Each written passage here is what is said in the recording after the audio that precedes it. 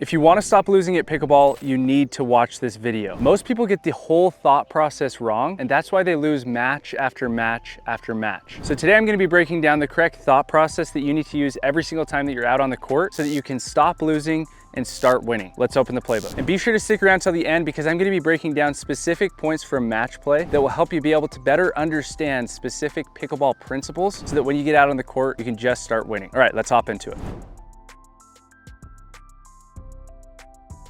So the first principle that I learned that helped me to stop losing and start winning is to stop practicing when I'm out on the court playing in a tournament. A lot of players will get to a tournament and they'll be like, you know what, my backhand's not working today. And so they'll start really focusing on their technique, on their backhand. Maybe it's their backhand dink. So they'll start thinking to themselves, okay, what am I doing wrong, first of all, with my backhand dink, and how can I make it better? And so then you're out there playing in the tournament, playing points, and you're focused on your backhand. As soon as you get to the tournament, practice time is over. And I think that's the number one principle that I was missing in the beginning, is I would practice all the time. So prior to a tournament and in the tournament, and that was making me lose these tournaments time and time again, because when you're out in a tournament, it's not the time to practice. It's not the time to focus on your weaknesses and figure out techniques. It's the time to focus on your strengths. It's the time to focus on hitting the ball in and making sure that you're giving yourself the best opportunity to win that tournament. And the very best way to do that is to make sure that you are prepared for that tournament prior. So you should never get to a tournament and be like, oh man, my forehand's not working today. I need to focus on the technique of this. It should be you get to the tournament and everything feels fantastic because you've done everything to prepare for that tournament beforehand.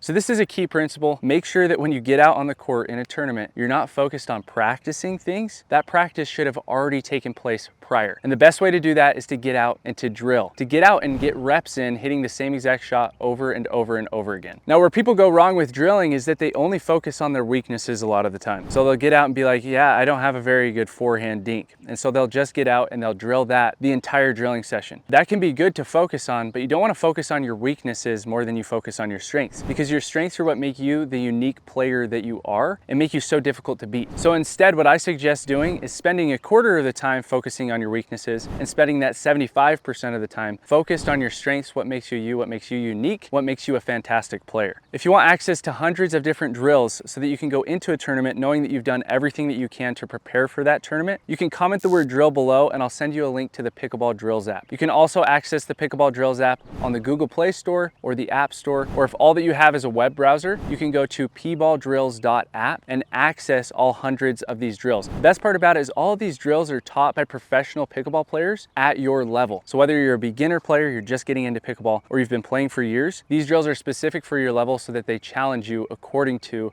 where you are specifically at in your pickleball game. So download the Pickleball Drills app, start using the drills in there, and I can promise you that the next tournament that you go into, you'll have the most confidence that you've ever had going into a tournament.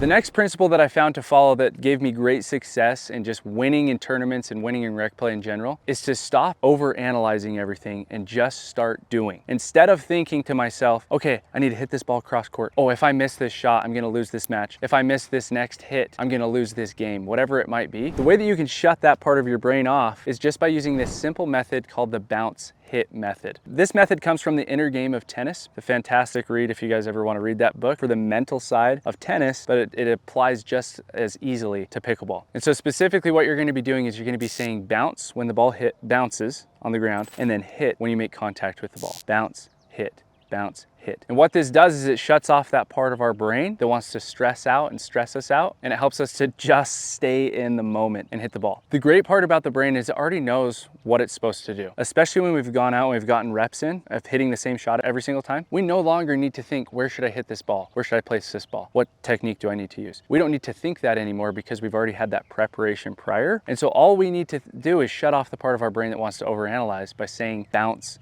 hit every single time. And by doing this, the ball is gonna go where it's supposed to go. You're gonna make the best decisions you've ever made just by simply shutting that part of your brain off that wants you to do bad. And so that's what's so interesting about the brain is there's a part of your brain that wants to overanalyze. The other part of your brain just wants to play the best pickleball possible. So the way that we can reach that is by simply saying bounce when the ball bounces and hit when we hit the ball.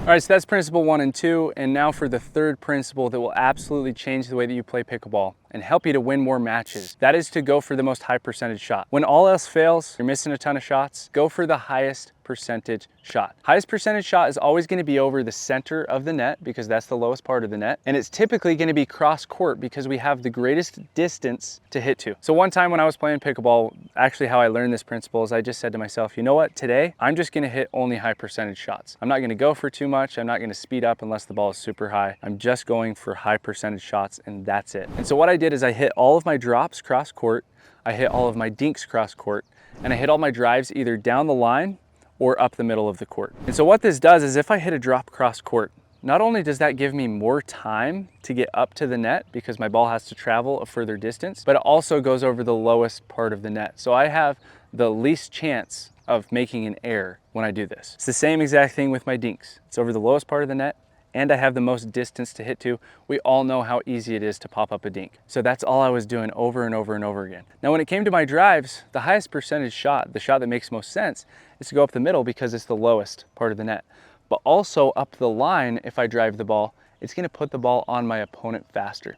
So that's all that I was focused on was I would drive that initial shot, put it on my opponent as quickly as possible, drop that next shot cross court, and then I'd just get into a cross court dink battle. And I kid you not, I won every single game that day. There was not one game that I lost, and it was just simply because I was following the correct principle of going for the most high percentage shot. And by focusing on hitting to these specific spots on the court, again, it shut off that part of my brain that wants to overanalyze everything and helped me to just play it, helped me to just do. So those are the three principles that have been an absolute game changer for me, and they'll be an absolute game changer for you when you get out onto the court so you don't choke under pressure and you'll just in general stop losing. All right, now what we're gonna be doing is breaking down specific points from a recent gold medal match that I had so that you guys can see these principles in action and how I utilize these principles in order to get the W. This video is brought to you by Forward Pickleball Bags. This is the pickleball bag that I use. I'm just showing you guys it. If you're not in the market for a bag right now, come back to this video another time and you can get free shipping by clicking the link at the top of the description of this video. If you are in the market for a bag, this is the one that I would suggest, but there's no pressure buying it. I just want to show you guys the features because I think that they did some amazing stuff with this bag. First of all, this is a really fun feature. They have this magnet area here where you can fit your balls in. So if you want to grab a ball, let's say that you crack a ball, whatever it is, you can easily grab your ball or put balls in there. And what's really cool is you can fit like 4 or 5 balls in here. As you can see, it goes super deep into there. But obviously I got 1 ball in here, so I keep it right up at the top. Probably my favorite feature of the bag is all of these different slots that you have. So I have my paddle right here, but you have different slots to put different paddles. I typically have a ton of paddles in my bag, but I wanted to show you guys the bag instead of a ton of paddles, but it separates your paddles from each other. And so that way they're not rubbing up against each other and you're not losing out on all of that grit. The next thing is just the material that this is made with is super high quality material. I mean, even if you scratch this or something like that, it's not going to ruin your bag. It's just nice, high quality, all the way around the entire bag.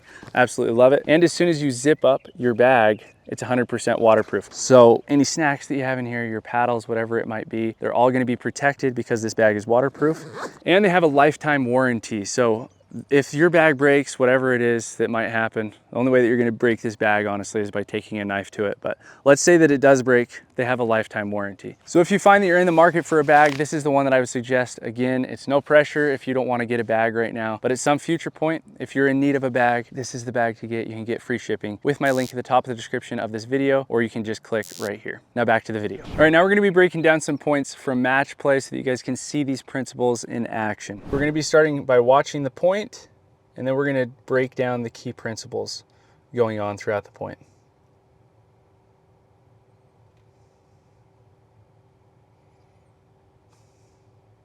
Okay, so pretty fun point.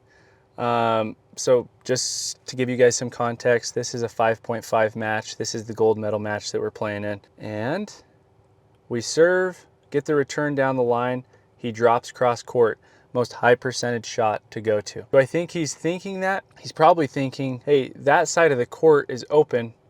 That's the side of the court I'm gonna hit to. When you reach a certain level, you stop thinking about what's the most high percentage shot, and it just happens. You just do it automatically. And that comes from getting those reps in, getting those drilling, playing with better players, and also having a focus on hitting to the most high percentage shot in those beginning stages. So I don't think he's thinking to himself, hit to the most high percentage shot there. He's probably just thinking there's some open court I'll hit to it. I've done this 1,000 times.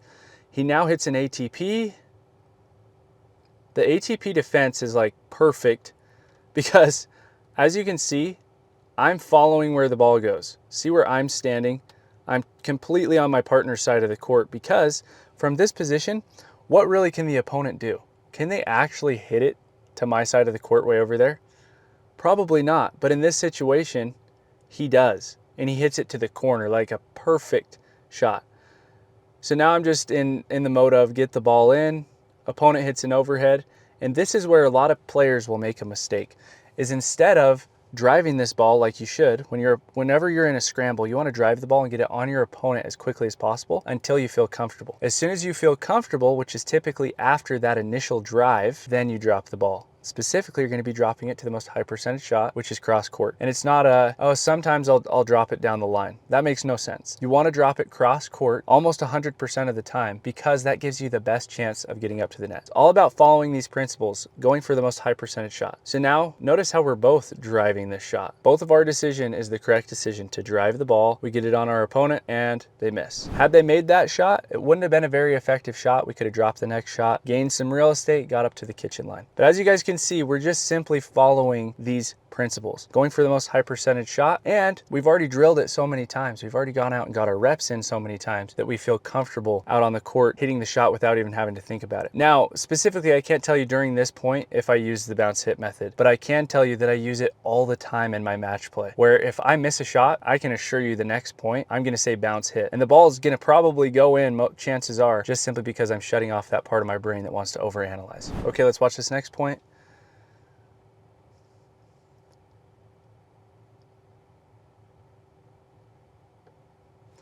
So this is a good example of following the correct principles, and then as soon as you don't, you're in trouble. So what happens here is drive down the line, correct decision. Not only is it the returner, the person that's in a horrible position trying to come forward that I hit the ball to, but it's also down the line. So it's the double whammy. You can either drive the ball to the returner or down the line. Either you'll have great success. I suggest going down the line more often because then you don't have to think about multiple positions that you need to hit to. You only have to focus on down the line, whereas the returner can be on either side of the court at any time. But a good change up is going to the returner because they're in transition up to the net. So they're trying to make it up. They're not in an optimal position to be offensive. So I drive at him. The drive is high. It's not a great drive. And so it kind of gets me in trouble. And then I drop. And my drop goes cross court. Again, following the correct principle. But because my drive was high, my drop is also high because he hit a more offensive shot. So now he takes that out of the air. And now I'm dropping again. And I go against the principle. I go up the line with this drop. Instead, I should be hitting an inside out drop, meaning I'm hitting a forehand cross court. And by doing this, we'd probably still be in the point because even if I hit that same distance, but cross court, it's probably landing in the kitchen. So again, it comes down to the highest percentage shots, the correct shot. Now, what I love that this player does is he hits up the middle with this shot. He has angles that he can hit to, but if he uses his angles, it gives us more time. So if he were to hit this ball cross court, it gives my partner more time to get to that ball and create something. Instead, he hits it up the middle. Now, up the middle is a great shot because it gets to us fast. It's over the lowest part of the net, and it causes confusion. So you have all of these positives from going up the middle. He goes up the middle. Now we go back to him, and he goes up the middle again. Causes confusion. Look at us. We're both going for this ball, but we just can't get to it. Specifically, he's hitting it near our feet. So he does a fantastic job. So you want to set yourself up for the winner by going up the middle. He actually just hit a winner from the middle. So he went middle, and the point was over. A lot of players think that they need to hit it away from their opponents, that they need to hit these huge angles, when in reality, the best place to go is that most high percentage shot, which is up the middle. As soon as the ball goes above shoulder height, which as you can see here, when he's hitting these, none of these balls are going above shoulder height for him. So that's why he's going up the middle. If the ball goes above shoulder height, he has more angles to hit to because the ball is higher. But we're following the principles of going to the most high percentage shot. You go to the middle, as soon as that ball goes high and above your shoulders, then you can start hitting angles. You can pull your opponents off the court by hitting those overheads.